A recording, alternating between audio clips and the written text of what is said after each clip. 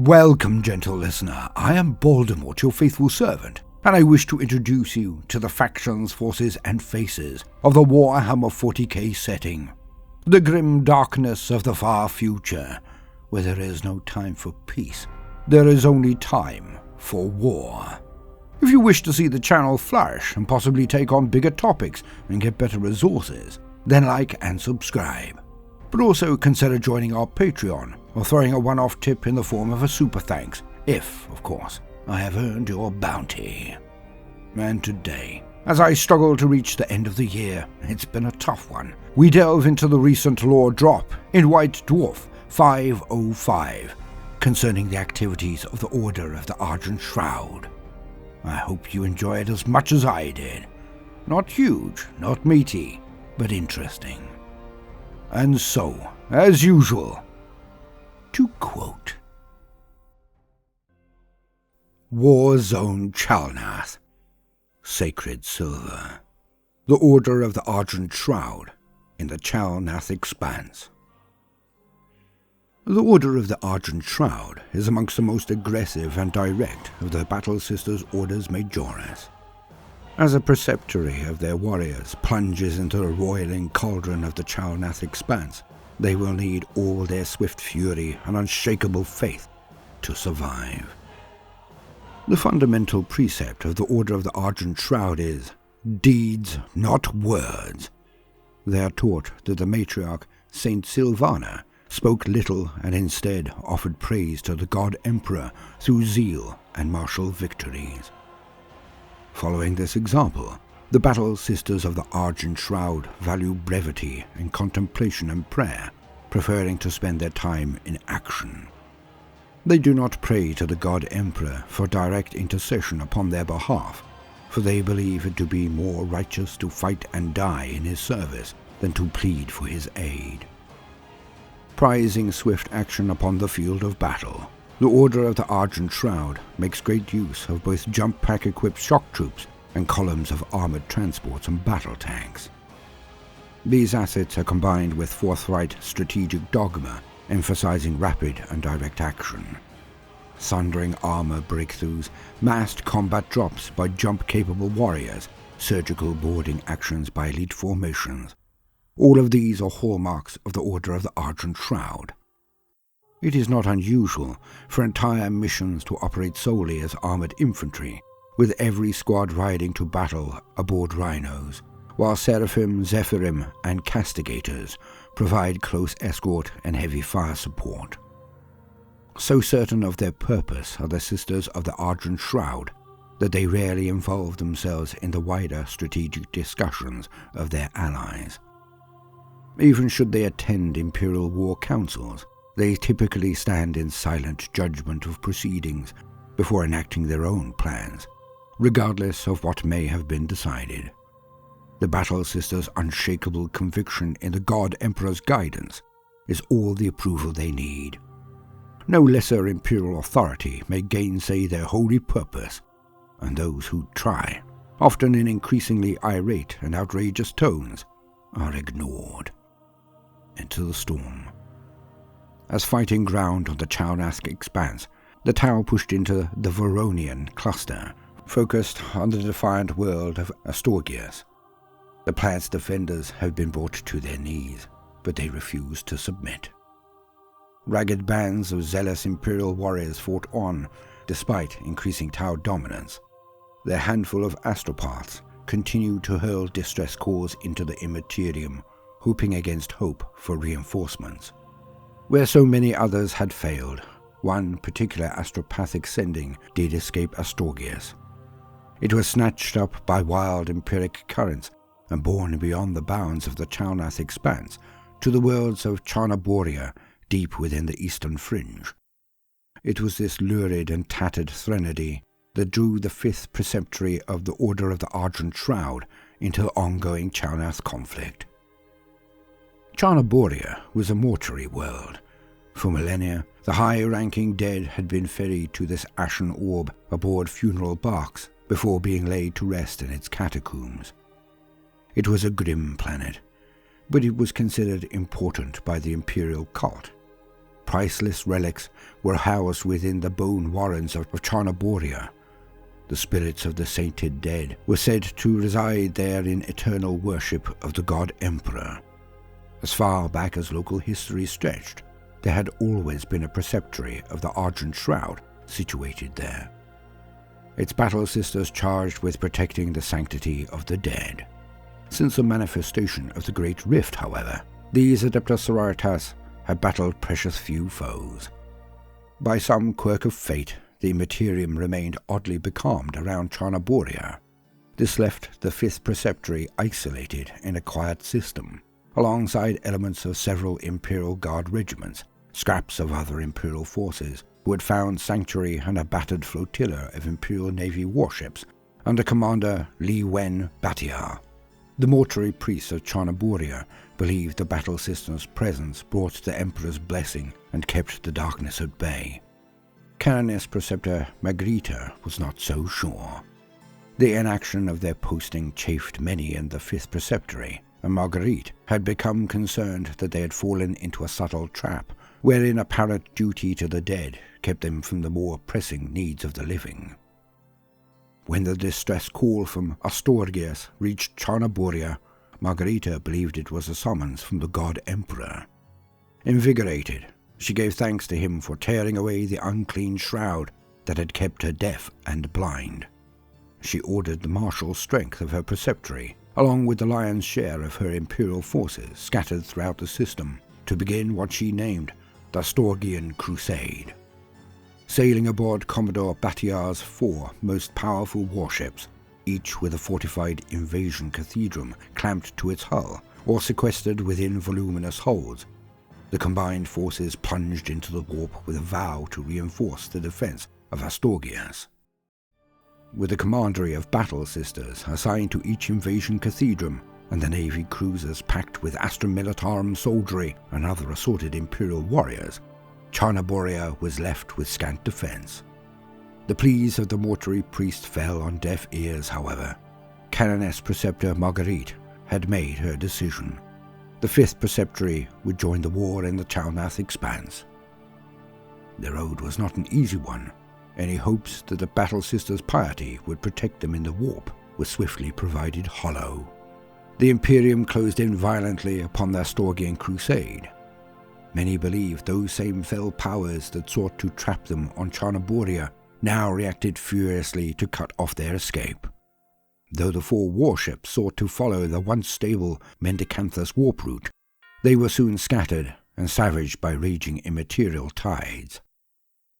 The First Commandery. Led by the Canoness Preceptor herself, the First Commandery travelled aboard the invasion cathedrum Light of Piety, attached to the Dictator-class cruiser Mordia's Sword. Driven upon ferocious empiric tides, the Mordian sword looked certain to be destroyed, yet the vessel's navigator was able to wrench the cruiser from the warp before disaster could consume it.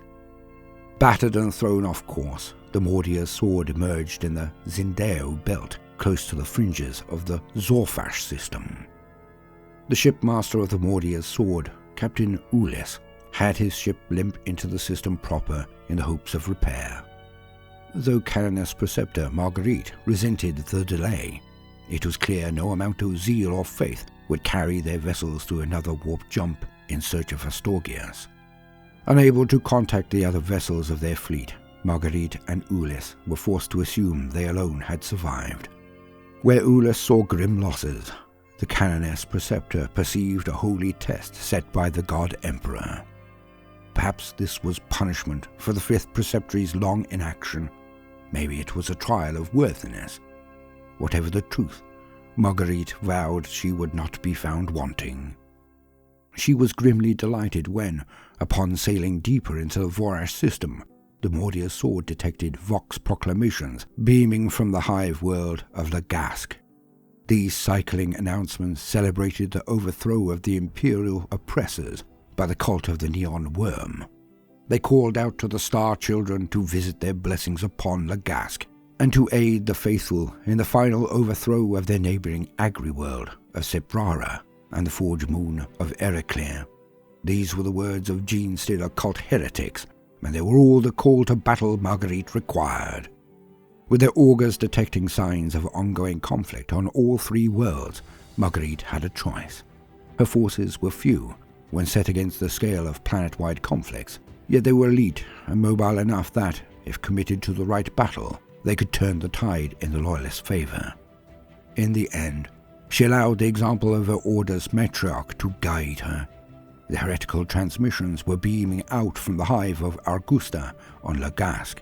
Orbital augury suggested the hive was a cauldron of war, with Loyalist forces driven to the outlying districts, while the Xeno cults had seized the mountainous core and fortified spires.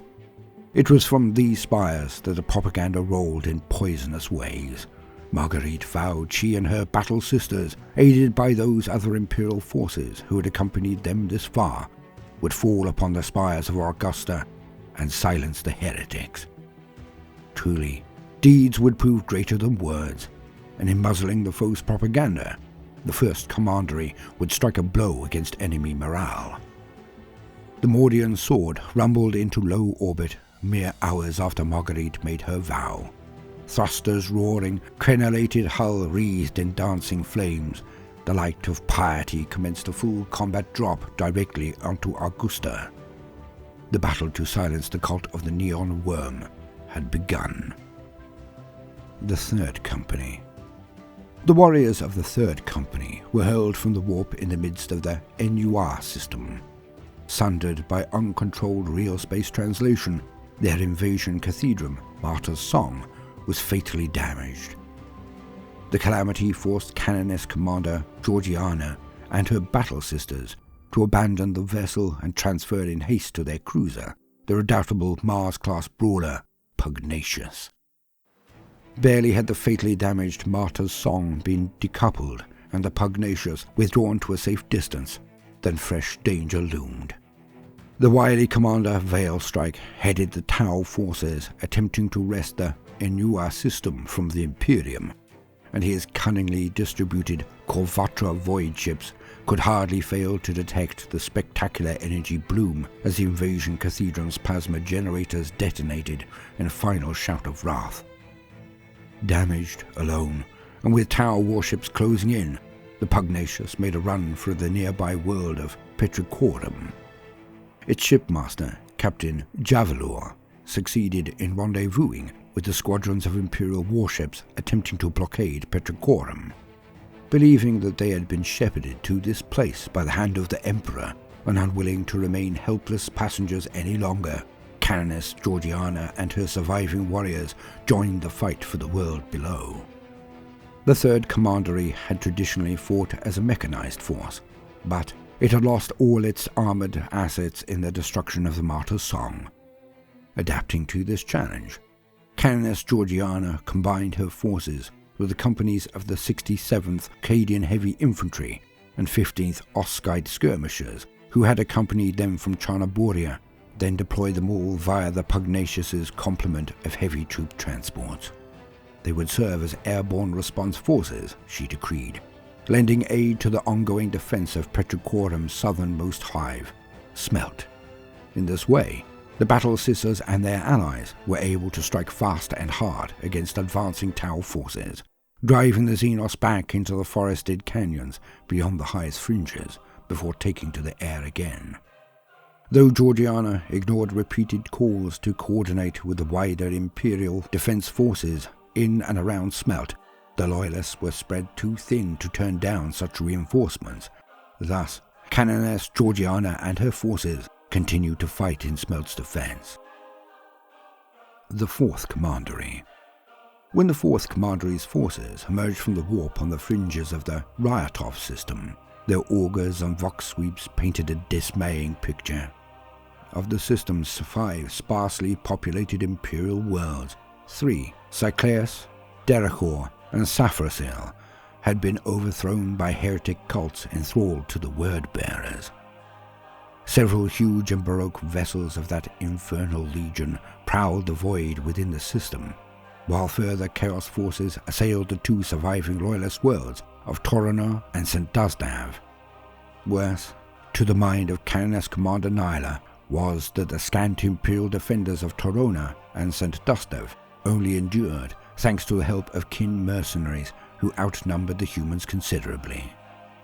The sight of honest Imperial citizens beset by the vilest of heretics and forced to rely upon beings that Nyala considered little better than Xenos spurred the Canoness to righteous fury. Some amongst her commandery council's focus. Their duty was to the Astorgian crusade. They must re-establish contact with the rest of the 5th Preceptory, if any of them still lived, and see their vow fulfilled. The horrors that confronted them might themselves be a snare laid by the demons of the warp to keep the 4th Commandery from its true duty.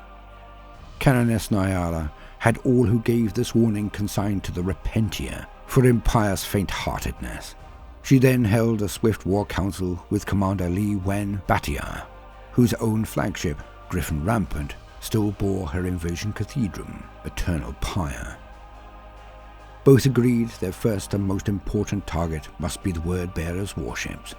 While these still plied the void and threatened orbital bombardment, there could be no victory in this system. If all 3 of the infernal vessels were allowed to gather their might, they would crush the Griffin Rampant. However, at that moment, one of their number was far removed from its fellows, hanging in orbit over Deracor for some unguessable diabolic purpose. A determined boarding action by Nyala's battle sisters could see the heretic ship scuttled, and the odds at least partly evened. With their plans set, the 4th Commandery and their accompanying Imperial Crusader forces prepared to board the Word-Bearer's warship, Bloodright. Doubtless a horrific battle lay ahead. However, in victory, they would strike a blow against the Chaos worshippers tormenting the Ryatov system, and begin to turn the tide of this war back in the favor of the Loyalists. The Lost Crusades.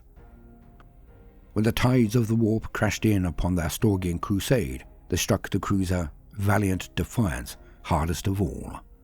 In that moment, the warship and its attached invasion cathedrum vanished without trace. They took with them Canoness Imelda's 2nd Commandery, along with several knights of House Griffith and 2 entire regiments of Astra Militarum soldiery. This force has not, as yet, emerged anywhere within the Chalnath Expanse. However, the scant handful of surviving astropaths in Imperial holdouts of Astorgias have since begun to experience visions of a blazing sword descending from the heavens to smite the invading Tau, and of burning angelic figures falling from on high. Perhaps these waking dreams presage the arrival of the 2nd Commandery, blessed with holy might by the God Emperor. Perhaps they portend something strange or darker, but only time will tell. End quote. I have been Baldermort, your faithful servant. Like and subscribe, tip if I have earned your bounty.